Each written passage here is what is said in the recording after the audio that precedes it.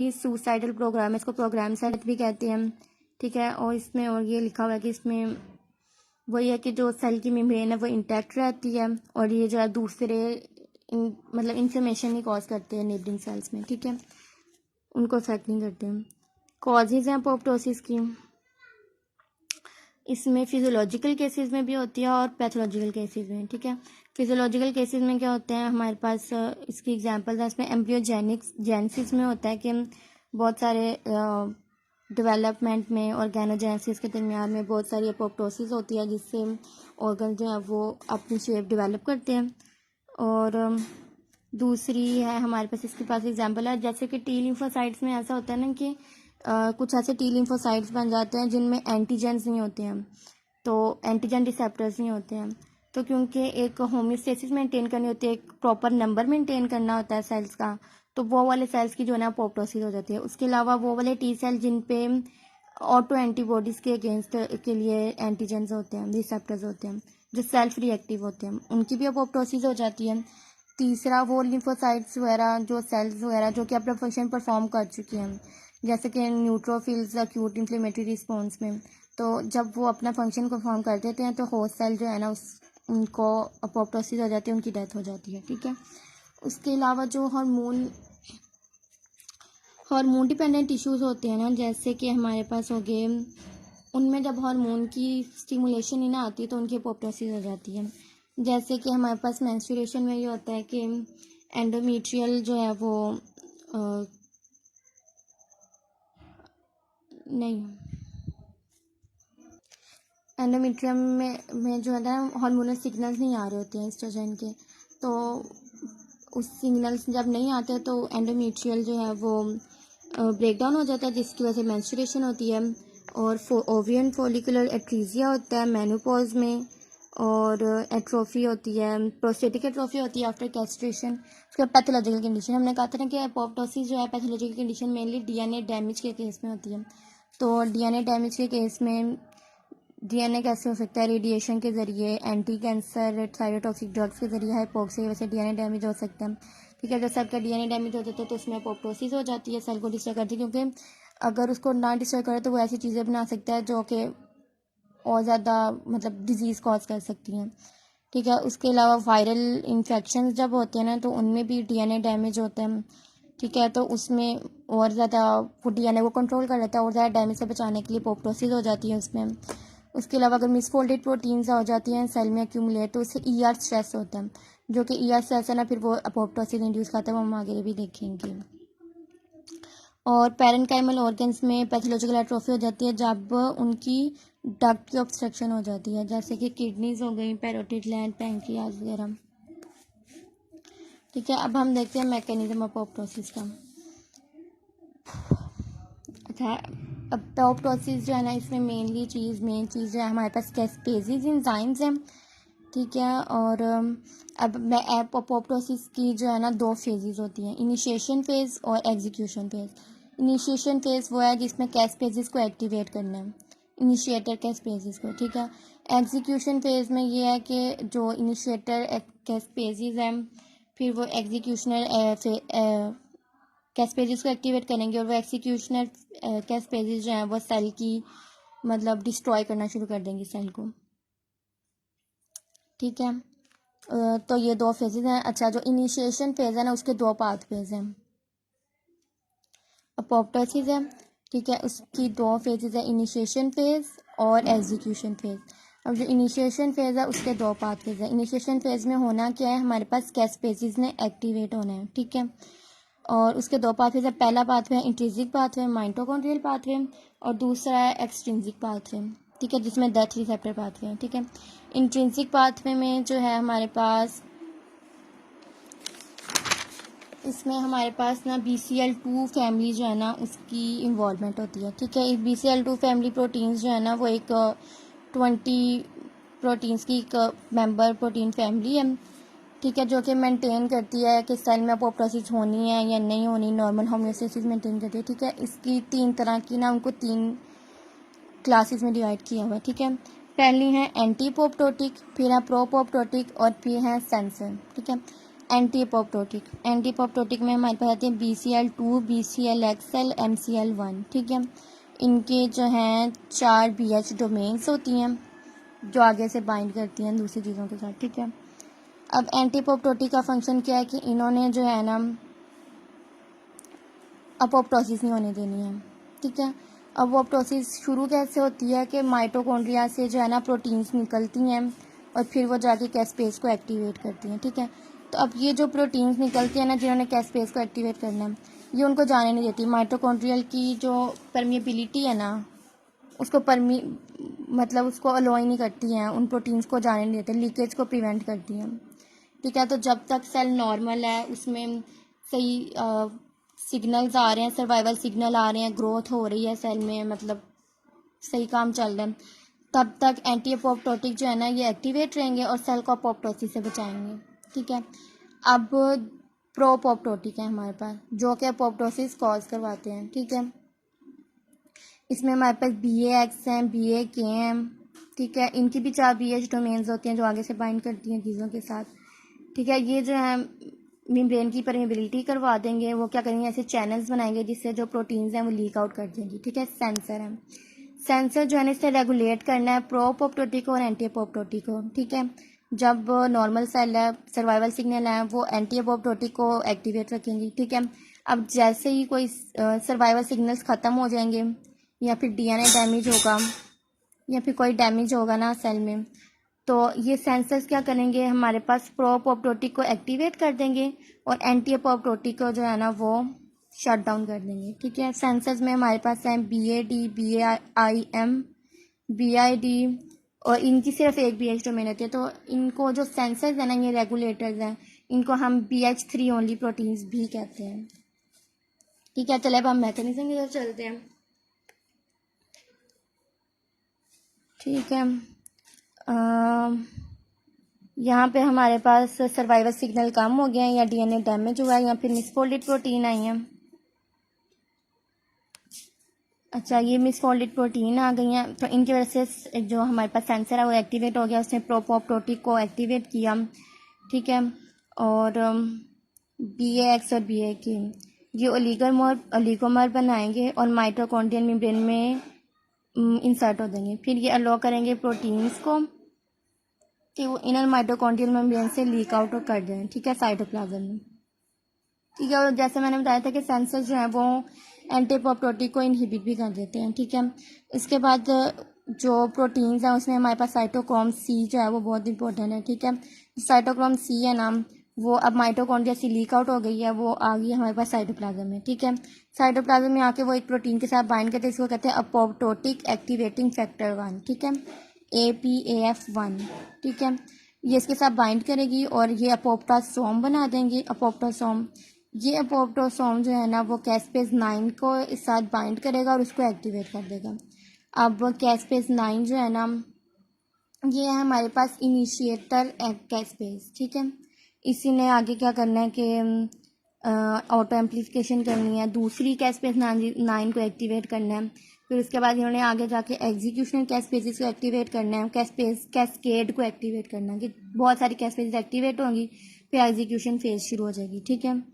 और इसमें एक और चीज़ उन्होंने बताई हुई है कि हमारी जो साइटोप्लाज्म है ना वो जो है ना वहाँ पे हमारे पास ना साइटोप्लाज्मिक प्रोटीन है जो कि इनहिबिटर्स ऑफ अपोप्टोसिस है, ठीक है, IAPs, ठीक है।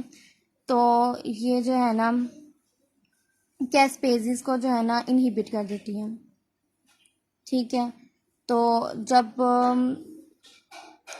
ये जो है ना हमारे पास इनिशिएटर कैस्पेसिस ये जाके ना ये IAPs को भी इनहिबिट कर देंगे ताकि कैस्केड जो है ना हमारा चल सके और आगे अपोप्टोसिस हो सके, ठीक है। आगे हमारे पास आ गया दूसरा एक्सट्रिंसिक पाथवे।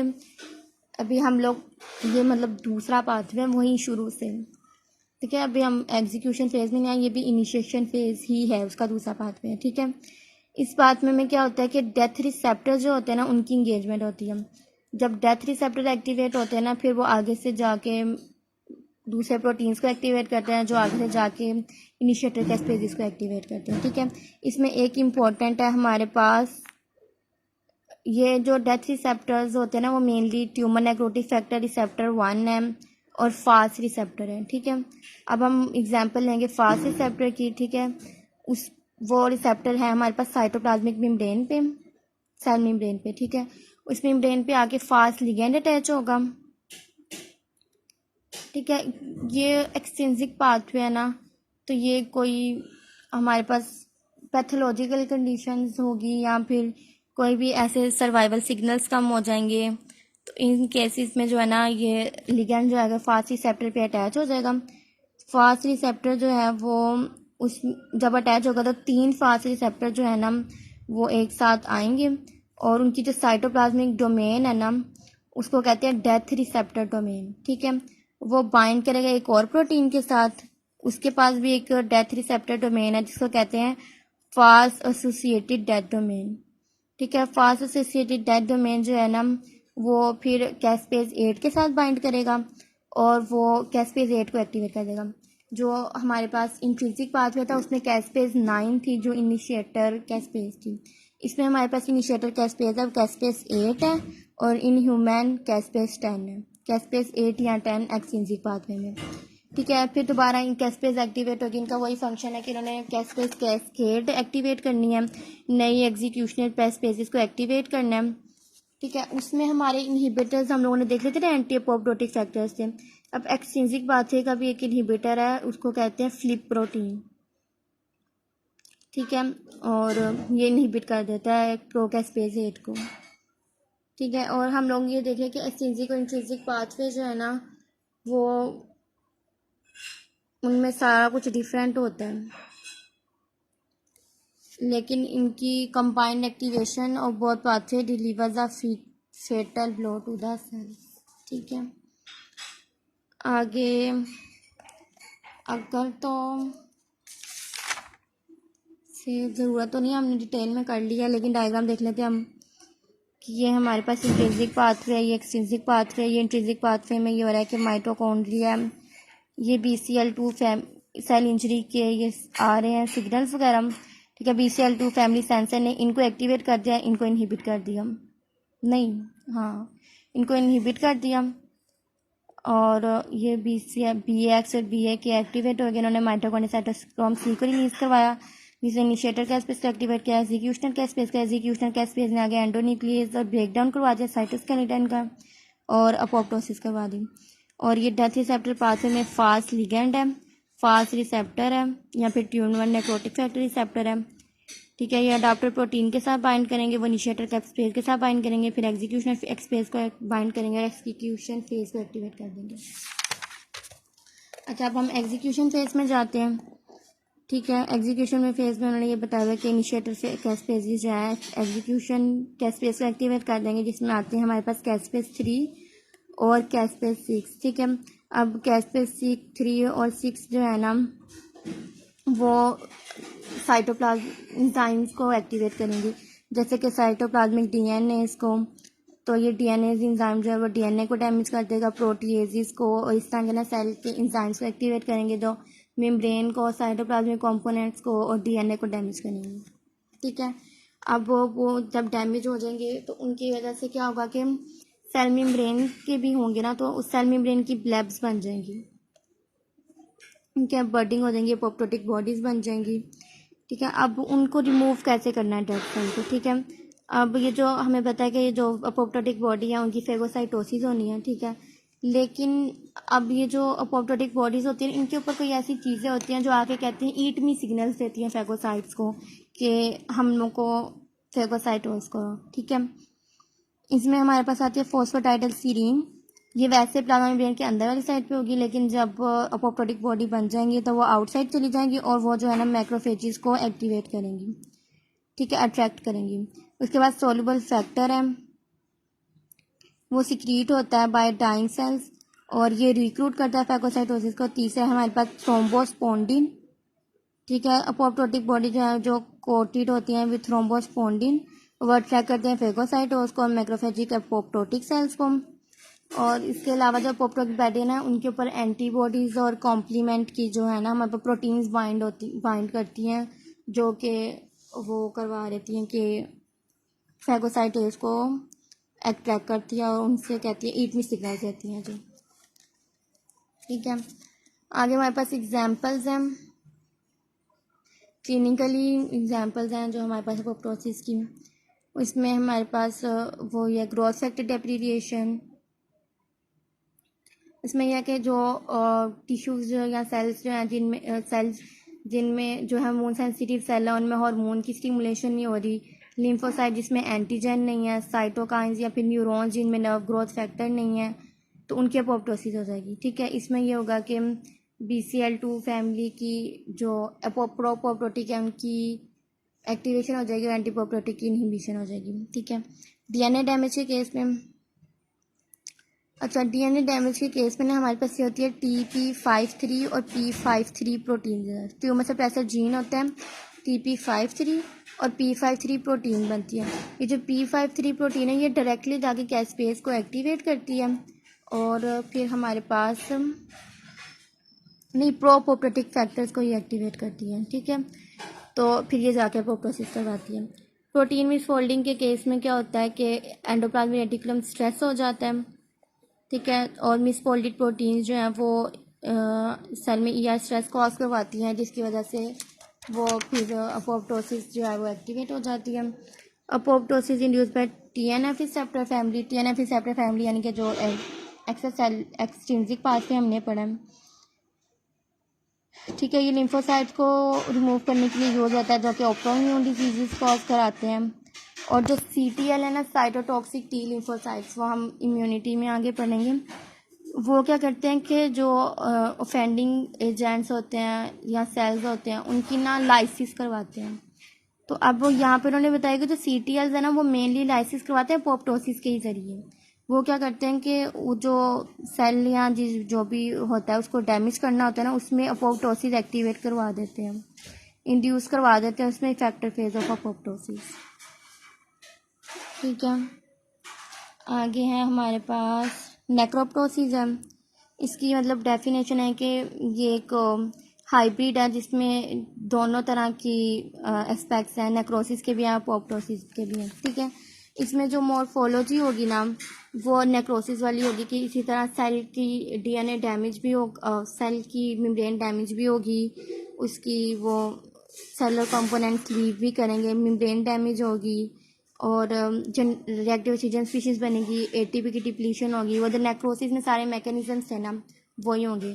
ठीक है, लेकिन ये होता है प्रोग्राम्ड होता है क्योंकि इसमें होती है प्रोग्राम सिग्नल ट्रांसडक्शन। ठीक है, इसमें होता क्या कि शुरू में प्रोग्राम सिग्नल ट्रांसडक्शन होती है, ये जैसे सिग्नल्स आ रहे हैं जैसे अपोप्टोसिस एक्टिवेट होती है, लेकिन कैस्पेजेस को नहीं एक्टिवेट करते। शुरू से सिग्नल्स प्रोग्राम्ड आ रहे हैं लेकिन वो कैस्पेज को एक्टिवेट नहीं करते हैं।